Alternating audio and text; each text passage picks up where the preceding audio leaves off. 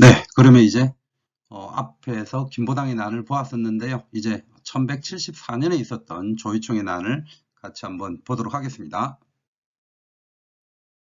자, 그러면 이제 이 조이총의 난은 김보당의 난을 이어서요. 1174년에 일어났다. 이제 그렇게 제목을 한번 붙여봤는데요. 한자도 우리 김보당의 난을 봤다면 그렇게 어려운 게 없을 겁니다. 다만 이제 김보당의 난에서 본 것처럼 이 사람 이름과 그 다음에 이제 관직명 이런 것들을 정확하게 한번 잘 봐두신다면 역시 전체적인 해석은 조금 간단하리라고 저는 한번 예상을 해보는데요. 보시죠. 자, 그러면 첫 번째 보이는 것이 역시 기유라고 하는 건데 유식갑자에 네, 표현이 들어가 있습니다. 이건 역시 김보당의 난처럼 연도를 표현하는 것은 아닙니다. 1174년은 계사년 다음에 계산을 해보면 자축인묘 진서오미 신유술에 요가하고 그 다음에 갑을병정 무기경신 임계 그러면 이제 개 다음에는 갑이 될 거고요. 갑을병정 무기경신 임계니까 그러면 이 1174년은 네, 갑 무슨 년이 되겠죠. 그 다음에 이제 1173년이 계사년이었기 때문에 자축인묘 진사 5라고 따지면 이 1174년은 네, 갑오년이 되는 거죠. 그래서 이제 이거는 갑오년인데 기유라고 나와 있기 때문에 역시 이거는 네, 연도가 아니라는 겁니다. 기유 1, 1174년 즉 갑오년 기유 1이다. 이렇게 이제 한번 봐두시면 되겠고요. 그 다음에 뒤에 참 중요한 이제 또 직책 관직명이 나옵니다. 김보당 같은 경우에는 동북면 병마사라는 관직이었었고 간의 대부라는 관직도 있었는데 자, 이 사람은 서경유수입니다.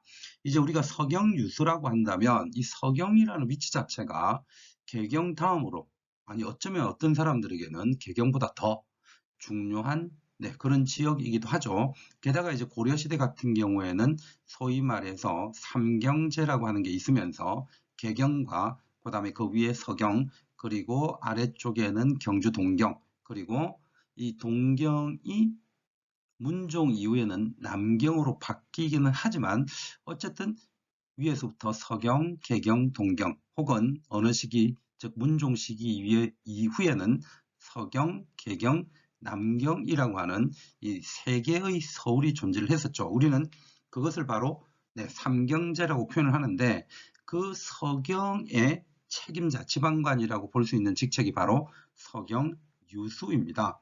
그래서 어떻게 보면 양계 중에서 동계를 지키고 있었던 바로 김보당의 직책만큼이나 굉장히 중요한 직책을 맡고 있었던 사람이 바로 조이총이라고 볼 수가 있겠는데요. 바로 그 서경유수 조이총입니다. 자, 그러면 1174년을 제가 한번 표현을 해봤고요. 이제 이 서경유수라고 하는 한자 잘 봐두시면 좋겠습니다. 그리고 네, 이게 바로 조이총이죠. 이제 뭐 성시조에 우리가 보통 뭐 순서나 또 위치를 표현할 때 이 위가 되겠고요. 그 다음에 총은 이제 갓을 씌워서 아래는 용자가 들어가 있는데 이게 이제 총애하다 라는 의미를 가지고 있죠. 자, 그래서 조이총이라는 이 사람의 이름을 한번 봐두시면 되겠고 뒤에 한자는 굉장히 간단합니다. 역시 일으킬 기자에 그 다음에 네, 병사 병자가 될 겁니다. 자, 그렇게 이제 이 기병을 보시면 되겠는데요. 기자가 원사료에 쓰이기 잘못됐을까요? 이 기자가 이렇게 되면 안 되죠. 자, 기자가 자, 이거는 뭐 제가 다시 바꾸기보다는 그대로 한번 한자로 한번 써보도록 하겠습니다. 자, 기자는 이렇게 돼야 되겠죠. 자, 여기에서 이게 다 올라가면 안 되죠. 몸 기자가 돼야 됩니다. 그죠? 그렇게 해야만 이제 일으킬 기자가 되는데 김보당의 난에서는 이게 바로 되어 있었던 것 같은데 이게 뭔가 지금 우리 역사내에서 좀 잘못된 것 같은데요. 제가 한번 네, 이거는 바꾸어서 가보도록 하겠습니다. 자, 어쨌든 네, 기유 1, 1174년에 기유 1에 서경유수 조이총이 역시 기병을 했다. 자, 그렇게 한번 보시면 되겠고요. 다음 한자 한번 보시죠. 자, 다음 한자를 보신다면은 이제 네, 모의할 모자가 보이네요. 자, 모의할 모자가 보이고 자, 그 다음에 네, 토벌할 토자가 또 보입니다. 자, 그리고 모의한다, 토벌한다 역시 김보당처럼 중요한 인물이 나오네요. 김보당 때도 역시 정중부가 보였었는데 역시 정중부 그대로 읽어주시면 되겠고요. 이의방도 그대로 한번 읽어주시면 되겠죠. 자, 그렇다면 결국은 이 조이총이 난을 일으킨 것도 정중부와 이의방을 토벌하기 위해서 일으킨 것이고 그것을 바로 모의했다라고 보시면 되겠습니다. 자, 그 다음에 뒤에 요 격이라고 하는 한자가 보이는데요. 자, 요거는 이제 칠격자는 아니고 우리가 보통 어떤 난을 일으킬 때 경문을 띄웠다. 네, 이렇게 얘기를 하죠. 그래서 조선 후기의 홍경래의 난 같은 경우에도 많은 사람들에게 경문을 띄웠다. 뭐 이렇게 표현하는 글자가 나오고요. 그 다음에 갑오농민 전쟁에서도 경문을 띄운다라는 얘기가 나오는데 바로 그 경문을 띄운다라는 의미의 글자입니다. 그래서 경문 격자라고 한번 봐두시면 되겠습니다. 그래서 한자는 좀 복잡해 보이지만 이 글자 눈여겨 봐두시면 앞으로 좀 간혹 보실 수 있으니까 한번 봐두시고, 자, 그 다음에 이제 뒤에 있는 글자가 부를 소자입니다.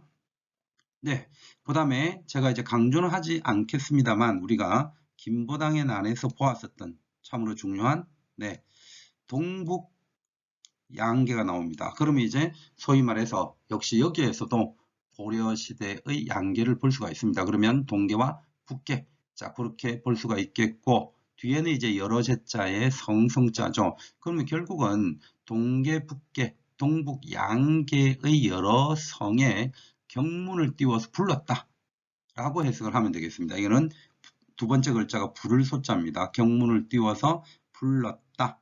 자, 그렇게 이제 한번 해석을 해볼 수가 있겠네요. 자, 그렇다면 다시 한번 더 첫 번째 줄부터 눈여겨보시면서요.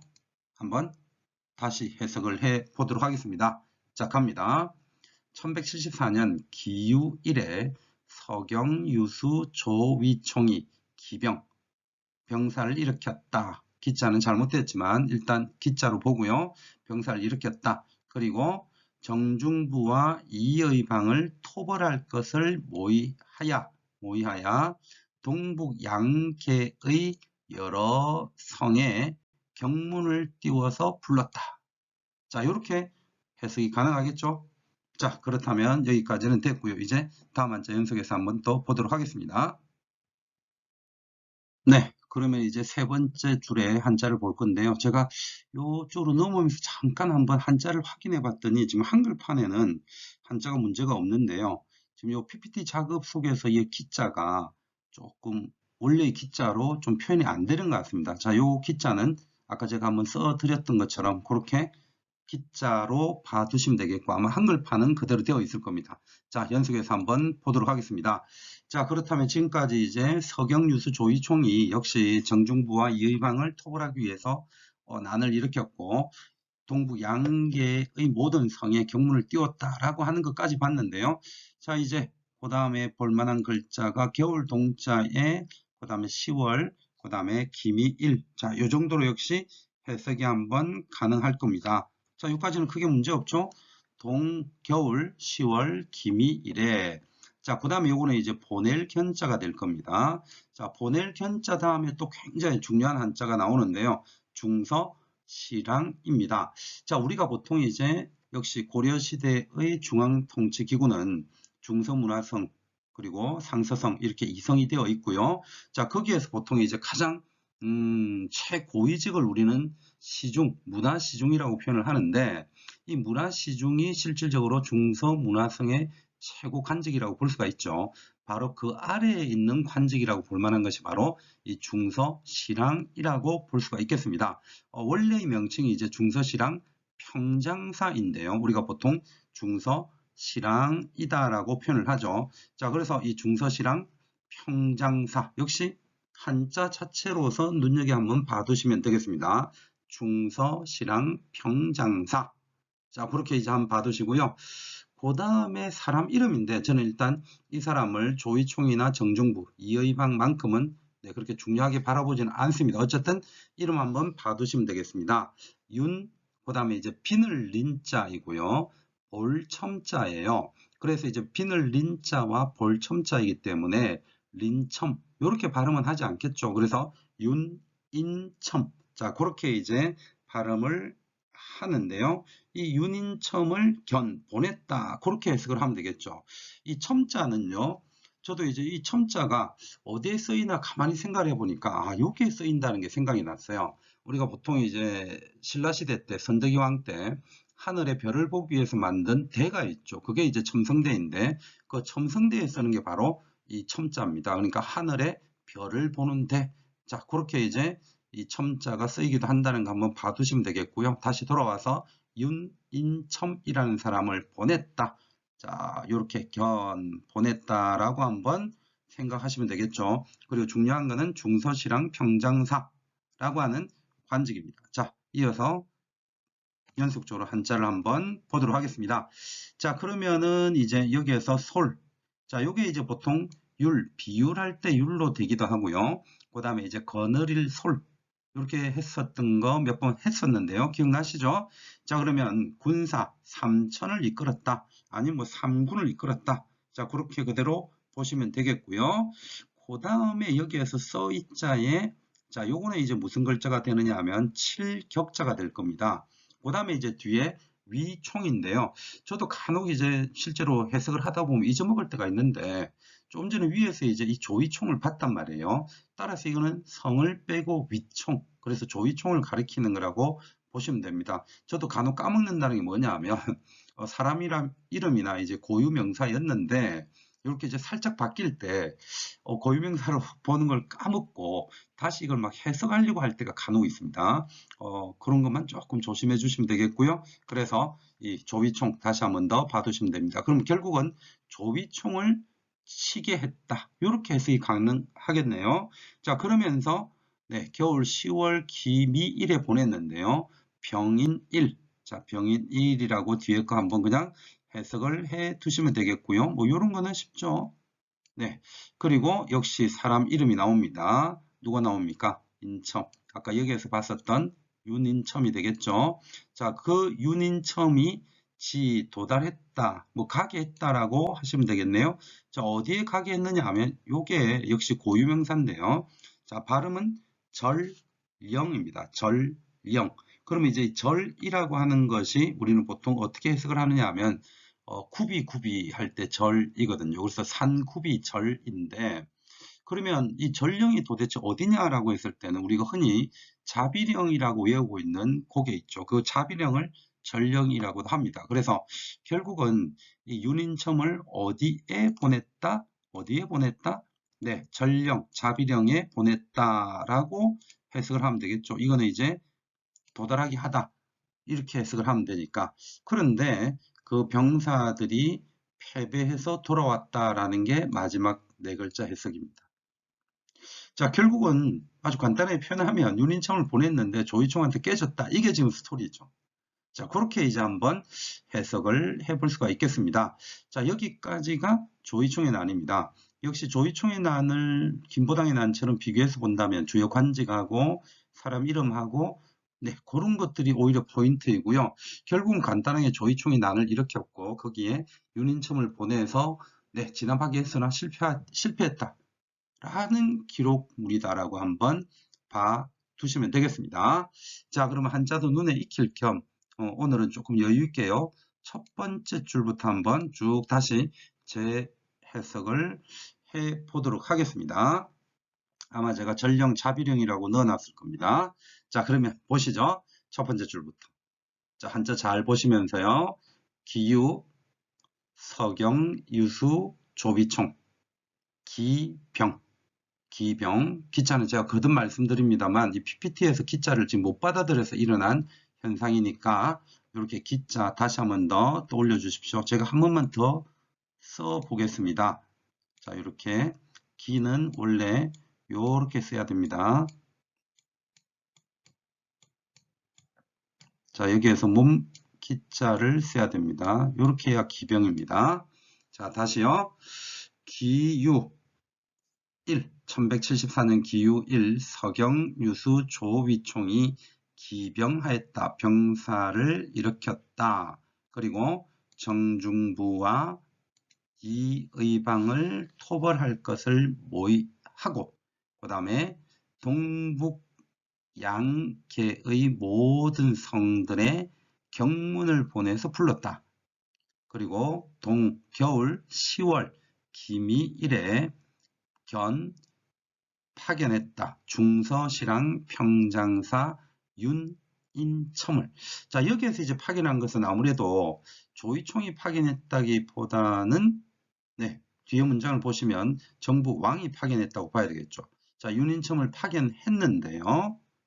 자, 윤인첨 파견했는데 삼군을 거느리고 조위총을 네, 치게끔 했다는 거죠. 그러면 결국은 이제 윤인첨은 정부군 쪽이 될 겁니다. 그런데 네, 병인 1에 윤인첨이 자비령, 즉 전령에 가서으나 병사들이 패배해서 돌아왔다. 자, 그렇게 이제 한번 봐두시면 되겠습니다. 자, 이제 저희 발음에서 이 전령 이거 한 번만 더 써보겠습니다. 절입니다. 절. 자, 그러면 이제 제가 하고 싶은 한자는 거의 다 끝났네요. 일단 전체적으로 한자 자체는 조금만 봐두시면은 그렇게 어려운 한자는 없고요. 오히려 고유명사나 그 다음에 관직명이나 그 다음에 사람 이름이 많기 때문에 그런 부분들이 실제로 해석이 될 수 있도록만 조금 연습을 해주시고, 역시 조이총, 김보당 조이총, 정중부 이의방, 네, 그리고 이제 동북면 병마사 간의 대부, 그리고 서경유수, 중서시랑 평장사, 자, 이런 간직명들을 잘 기억을 해 두시면 좋겠다는 생각입니다. 자, 오늘 조이총의 나는 이렇게 한번 마무리하도록 하겠습니다. 자, 실질적으로는 이제 하나의 사료 부분에 들어가 있는 김보당 조이총의 난을 저는 두 번에 걸쳐서 조금 쪼개어서 천천히 한자들을 조금 더 기억에 남게끔 하려고 했는데요. 자, 그래서 선생님들 머릿속에 정말 한자들이 조금 더 기억에 남았으면 좋겠고요. 이제 김보당의 난이 1173년이고 조이총의 난이 1174년에 있었고, 그 다음에 일반적으로 이 두 사람의 난은 일반적인 농민, 즉 민들의 항쟁과는 좀 다른 바로 문반들이 일으킨 난으로서 한번 기억을 해 두시면 좋겠습니다. 물론 이 조이총의 난이라고 하는 것은 또 순수하게 문반이 일으킨 난으로만 볼 수는 없고, 여기에 일반 민들이 결합이 되면서 김보당의 난하고는 또 달라지는 그런 양상을 보여주죠. 자, 그런 성격들은 우리가 더 보시면 좋겠지만 어쨌든 오늘은 그렇게 한자 사료에 조금 더 집중을 해 주시고 오랫동안 기억에 남았으면 하는 그런 바람을 또 한번 말씀드려봅니다. 정말 수고 많으셨고요. 저는 하루하루 매일매일 정말 선생님들이 합격하기만을 진심으로 기원합니다. 다음 한자 사료에서 뵙도록 하겠습니다.